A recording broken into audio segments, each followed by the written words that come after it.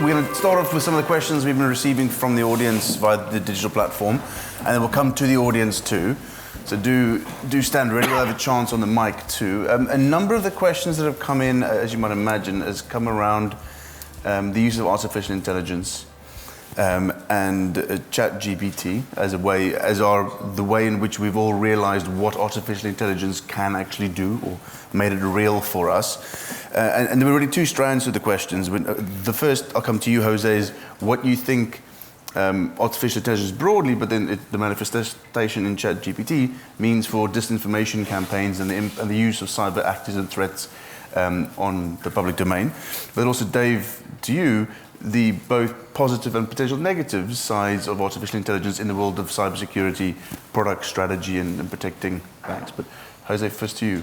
Yeah, absolutely. So ChatGPT is one of those tools that's just been out for a while now, but we just found out, to be honest. We're now using it actively. And we've seen that it could be really easy to start just getting on with it, taking advantage of it. So it's user-friendly, and it will allow you to do stuff quicker, right? For example, you can get a full email written, just fully, like formally, to send out to your manager. That's brilliant, right? Very formal, great grammar, and great context as well. The issue with this is that, of course, this is generating something that's artificial, right? And then when did you lose that sense of reality, of something real? That's where the challenge begins, because as I said before, talking about synthetic media, how do we tell as human beings that that is being human generated? It's a challenge, it's very scary.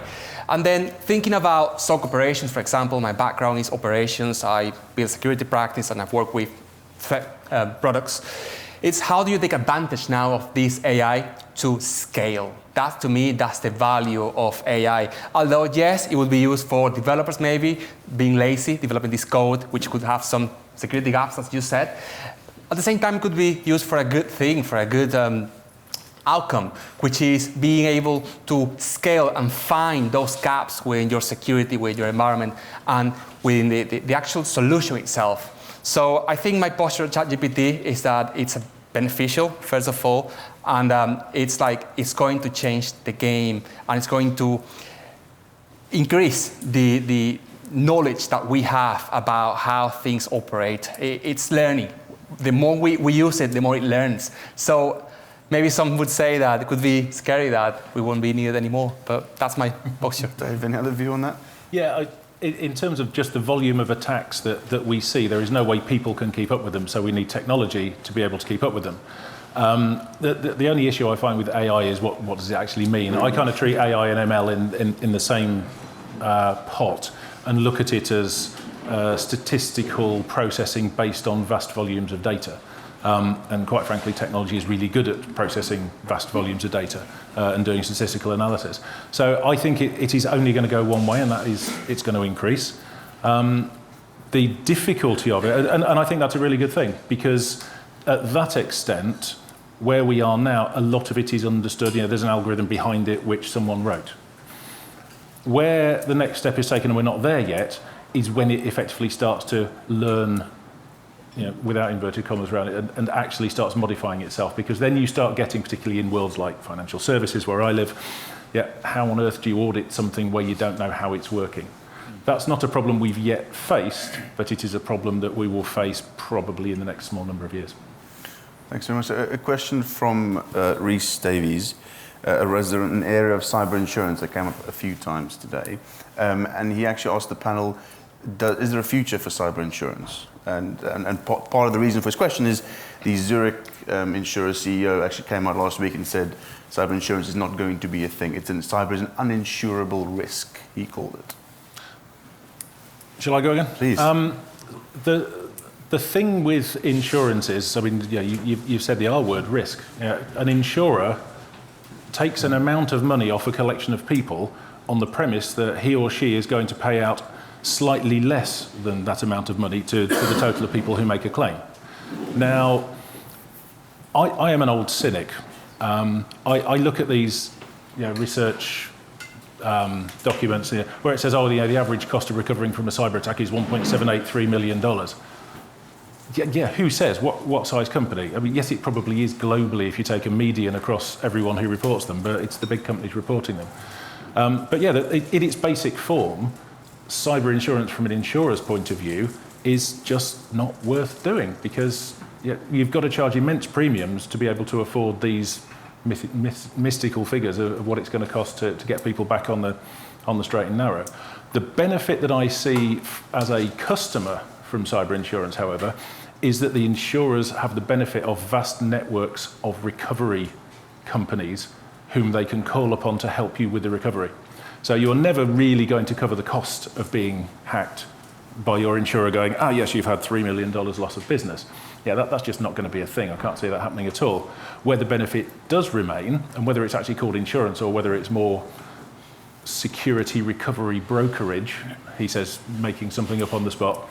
Yeah, because literally my biggest advantage I can see to the insurers is they have those vast sets of connections, and if you get hit, they can mobilise a support partner within minutes to help you out.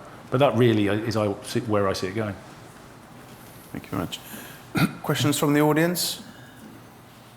Actually, there's one add-on to that, because it's an interesting one in insurance, because I remember, because we do some stuff in C5 with space launch, and there's a ceiling that's set on a space launch, which is about 400 million, I think. I can't remember the exact figure, but it's a belt of money, but the truth of the matter is, and so whether you could end up in the cyberspace, which you say would be uninsurable, but actually turn around and say, are there a series of spaces where you could turn around and say, we will insure you up to? That's sort of what I call it. I love the idea of what I call the recovery, whatever you call it. You ought to get that down as a. I hope we recorded that. Yeah, but it could be that there is a way, a bit like space launch, which just says, look, the cost of the launch and the assets on it is so huge that you can put a load of millions in, but we'll only insure you up to this sort of recovery level as being a sort of what I call a controlling method to stop ridiculous money. Yeah, and perhaps it's conceivable that the big conglomerates may well just choose to self-insure. Yeah, that they've got a massive team who can do this stuff, so they don't really need to call on anyone, and actually they know they're not going to ever get recompensed for loss of business. So they say, well, okay, we're just not going to bother because we've got a team who can do it anyway, and third parties. Maybe it will migrate down to the lower level and cover the small, maybe the SME market who do perhaps stand the chance of going out of business significantly more in the event of just one attack. Any questions from the audience? Please keep them coming through the digital platform if you don't feel brave enough to put your hand up. So Graeme, seeing as you're on a roll there. No, I'm not on a roll. Were you pointing? Phil. I've got a question. Obviously, so Graeme was talking about the conflict in Ukraine and Russia.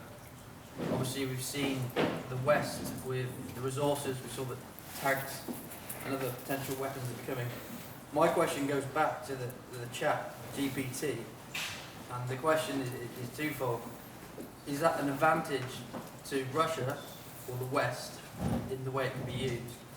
And also, José, on Microsoft, what are they doing to stop the various actors using it for bad, to automate phishing emails, for example, or automating code to make it more efficient to spread malware, ransomware, etc.? Okay, well, around Microsoft, we just invested basically in the tool, in OpenAI, so we're just starting these conversations, I would say. We're now trying to understand the scale of this. I think we don't know yet. This is going to get bigger and bigger as time goes. So, to your point, I mean, it's really hard for us to tell you how we're going to stop it, but what I can tell you is that hopefully, due to the integration that it will offer, it will allow us to scale and respond quickly to these sort of attacks. For example, it will recognize automatically, because of the code behind an email, for example, that it contains malware, okay? Or it's pushing certain cookies, or whatever it is. You won't have to have a human being having to verify that link anymore. So that's what I think, the way I see things going. Only time will tell us. That's all I can say. It's just being announced that we just invested, so we'll see. Thanks for the question, Phil. So Graeme, one of the other questions that came up from the audience was building on, again, the conflict that Phil mentioned. What is your view on China-Taiwan situation, timeline, impact? China will never take, personal view, obviously, China will never take its eye off Taiwan. It believes beyond any doubt, not reasonable, but beyond any doubt, that it is part of Greater China, and it will resolve that at some point in time. But as I said, over China's relationship with Russia before 24th of and the Ukrainian incident, in many ways, indivisible between the two, now almost a position where China will continue to support Russia at no cost to China. And so I think exactly the same applies here. The answer is Taiwan will remain something which China will slowly but surely and patiently resolve to bring into its own camp at no cost to China's vision for its future. And so in many ways, if you turn around and go back to my position about the economics of China's growth and position, the answer is it requires a global market in order to, in fact, move forward and move on. If it was to do something stupid against Taiwan now, it knows that global market would not disappear, but it would be fractured, it would be affected, it would cause great difficulty. In many ways, I think our position with China is this interesting one, which is not a sort of combative relationship, but it's a competitive relationship. Really, be under no illusion. The answer is, see it for what it is. They have a different view of the world and our position in it than we do. That's fine, but the answer is they remain a major market force, and so therefore how we interact with that. So when they say you can do what's in China, but you can't, you've got to give us all your IP, Well, then you turn around and you question that, and you say, if you're serious, you want to in fact get our business, then this is the arrangement we're going to have. And so you do it as an equal rather than in fact what I call an opportunity basis. Because the truth of the matter is, I think if China continues to therefore see, and it requires, and the COVID is a good example of it changing its zero tolerance, about the importance of the economy to China's future and to Xi Jinping. The reality is, while it's still therefore in fact continuing to economically grow, it would be madness to do something against Taiwan. If it was economically bereft and put into a corner and then pushed further into that corner, then you might turn around and say, take the problem away, actually, in fact, make this a sort of what I call, the world against China, and therefore, in fact, Taiwan might be something you wish to conduct. Final point would be, don't underestimate how bloody difficult it is to knock off Taiwan.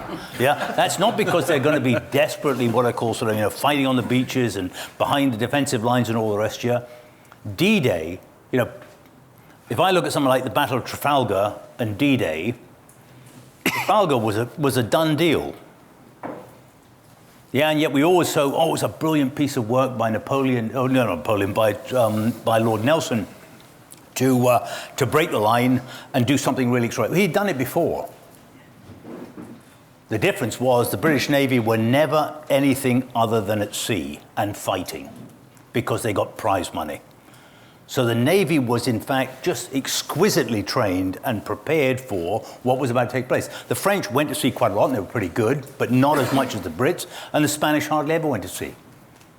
27 against 32 ships, light winds, and these ships were pigs to sail. So Trafalgar, in my view, was an absolute done deal. Nelson was going to do it, and he did. D-Day was a really, really close-run thing.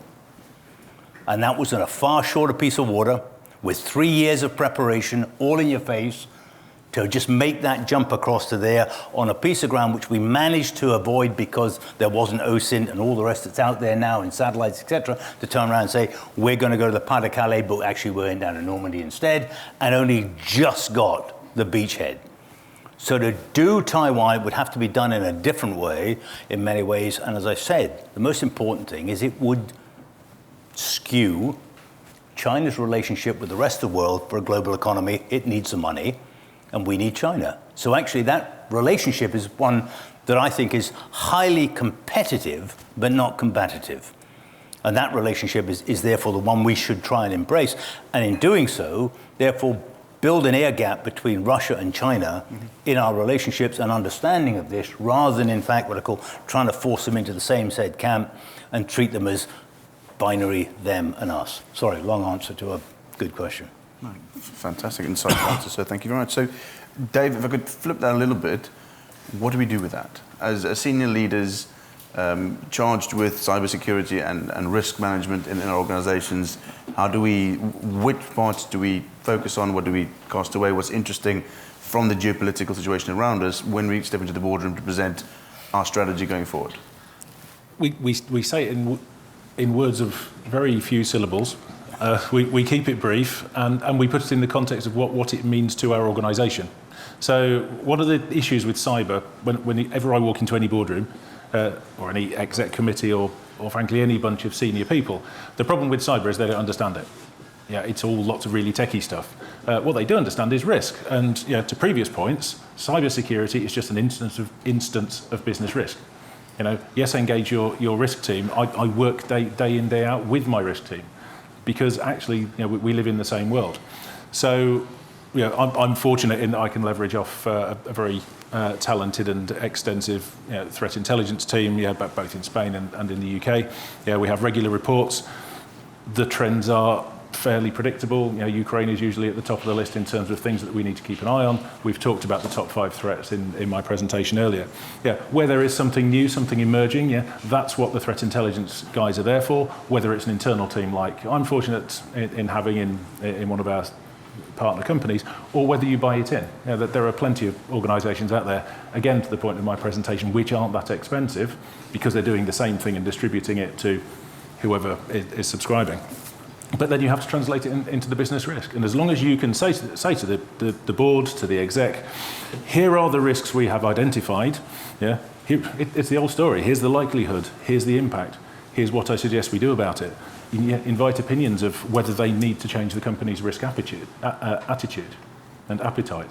But that is the bottom line. Whatever you do in anything cyber, this or anything else, walk in there and put it across in the terms of risk, and they'll actually understand it. Thank you very much. Lorenzo, Sophia's got the mic there for you. I don't know if you can hear me. I'm sticking right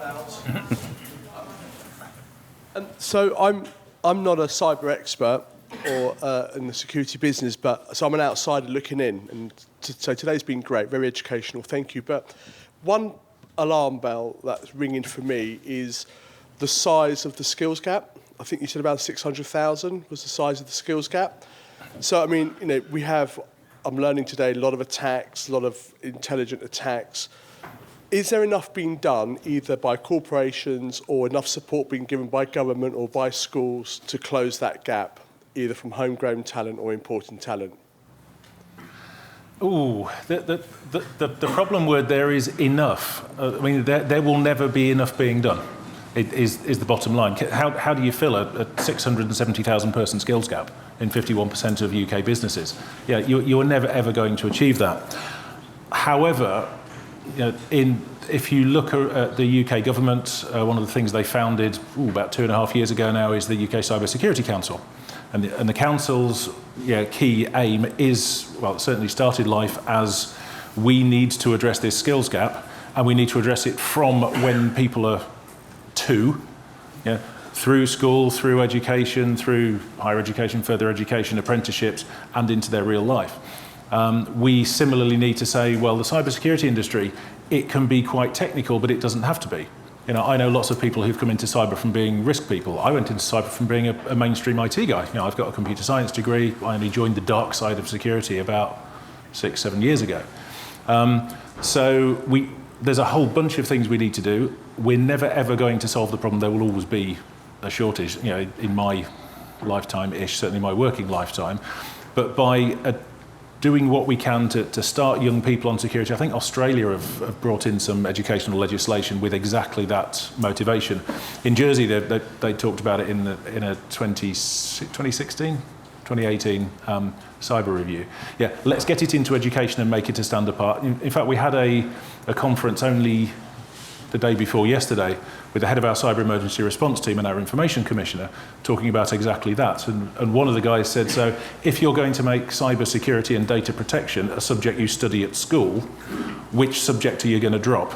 Now, one of the controversial answers was, well, languages, because the computers will do all the translation for us. But I'm not going to go down that rabbit hole.